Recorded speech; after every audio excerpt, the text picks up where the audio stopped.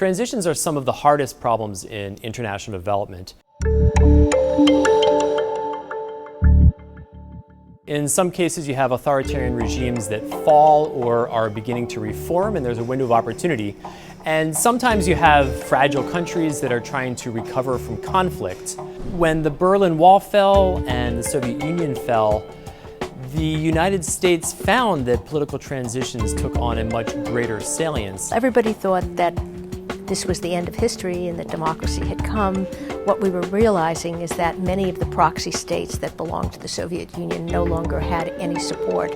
And the United States, being the remaining superpower in the world, had to pick up the mantle not only on the security front in military terms, but also had a responsibility to the development of many of these places.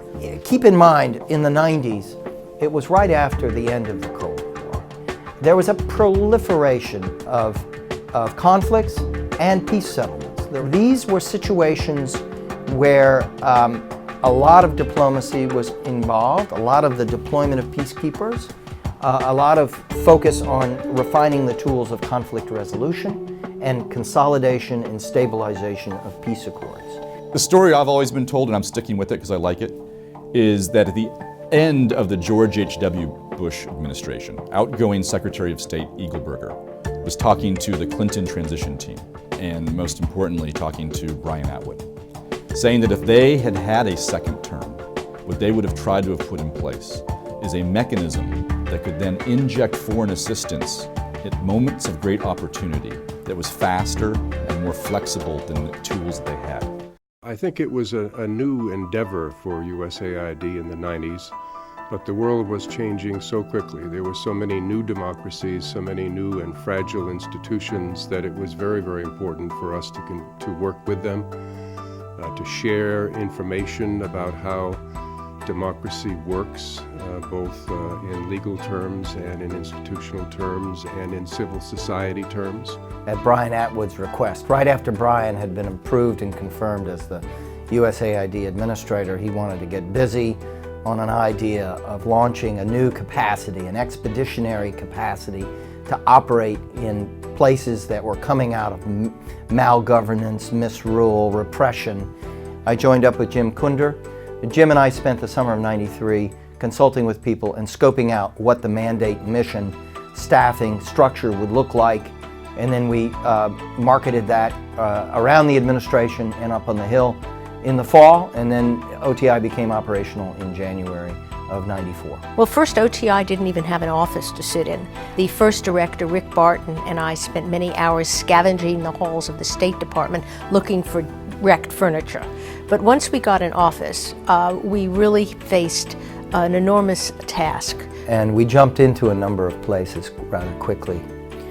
We jumped into Haiti after Cedros was removed. The United States was also helping with the support of the United Nations activities in Angola, where there was an insurgency going on, but a peace accord had happened. We got involved post-genocide in Rwanda. And then activities in the Balkans began because there was an ongoing conflict, as we all know, that was taking place in Bosnia-Herzegovina and Republic of Srpska. We jumped in well before the Dayton peace accords in Bosnia. We started about a year and a half before that, in the summer of '94, going into Bosnia, into the mixed Bosnian Croat areas, and starting to work in putting programs on ethnic reconciliation together to test what was possible. My program at CSIS was founded by a lot of people who had worked with OTI in its first decade, and they became part of the Post-Conflict Reconstruction Commission that tried to gather lessons from their experiences and turn them into better policy. Of course, as the PCR Commission was wrapping up its work in 2001, the terrorist attacks of 9/11 happened, and suddenly this work took on a whole new meaning. The prism was really defined by counterterrorism. It be shifted towards that paradigm, towards radical Islam, towards the threat against America. And then it became, of course, embedded within the two major wars of that decade that the U.S. became so deeply involved in Iraq and in Afghanistan. So in the first decade, we often said that OTI was post-bullet. We waited until the fighting stopped. When you look at what we did in Afghanistan, what we were called to do in Iraq, even in places like Darfur, the term post-conflict really didn't mean anything anymore. We found ourselves in conflict. People who were fighting terrorism, and we had people who were trying to create a model democratic state. And those two objectives have often been in conflict with each other, and it's just been more difficult to align them. I'd say now we're in the sort of post-Arab Spring world, and we're still trying to, maybe we'll take a few more years before we come up with a term for what we're in right now. Everyone always thinks that the programs they're working on are more complex than anything that came before.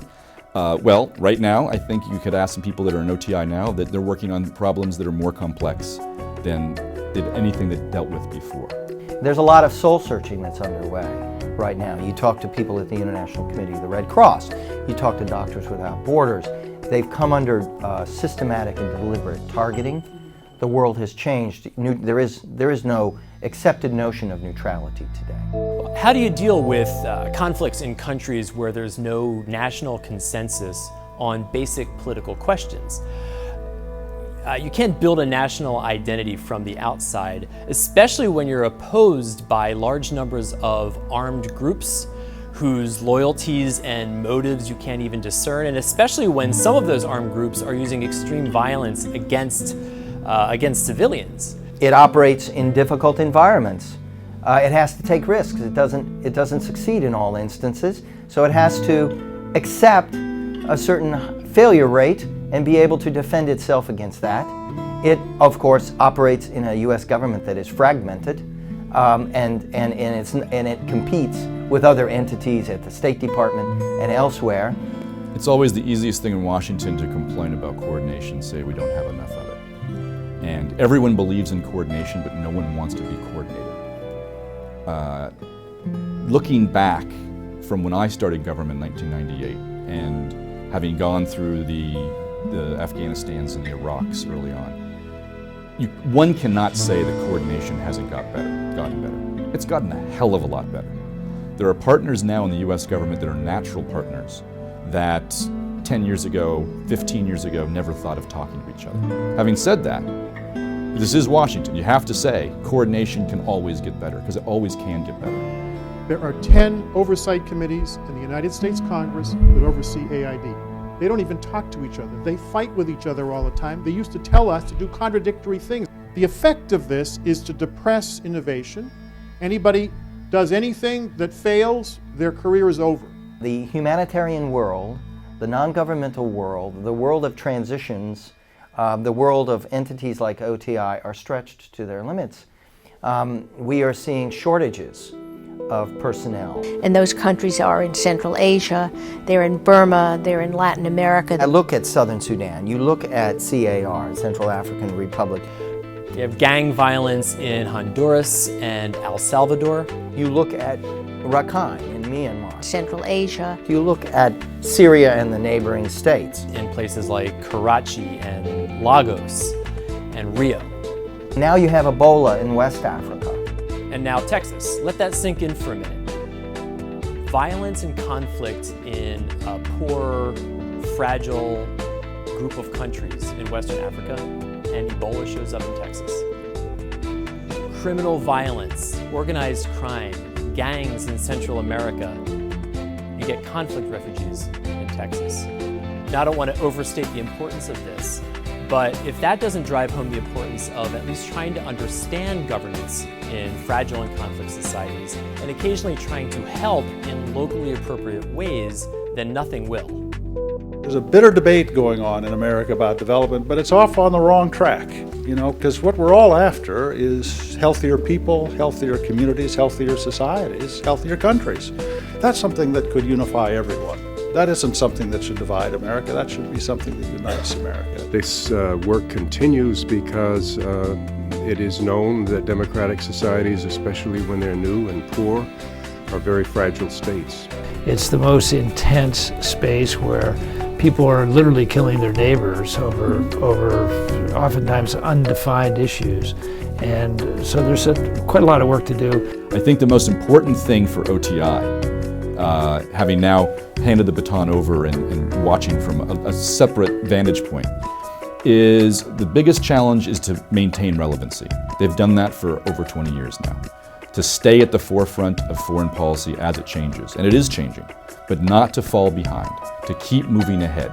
Take the licks, take the criticism where it happens, but keep changing, keep moving ahead, but don't change what OTI was designed to do. Be fast, be relevant, be smart, be effective, and keep moving forward.